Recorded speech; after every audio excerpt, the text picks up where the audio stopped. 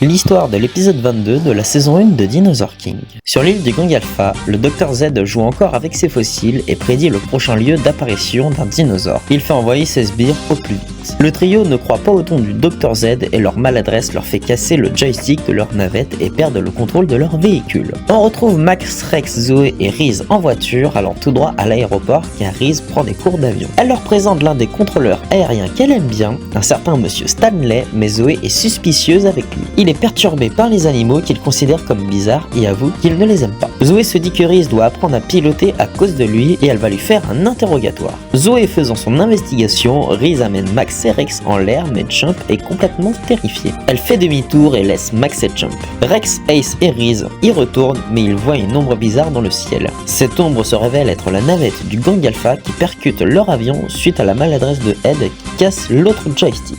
Rex se remémore un souvenir lointain de lui bébé, ce qui le paralyse de peur. Sur Terre, Zoé avoue des choses honteuses à Stanley, mais il reçoit un appel qui alerte Zoé sur leur état d'alerte. À la tour de contrôle, Reese leur dit ce qui se passe et voit ce qu'ils appellent un ovni en train de se cracher en plein milieu d'une piste. Leur dégât fait apparaître un nouveau dinosaure qui se balade.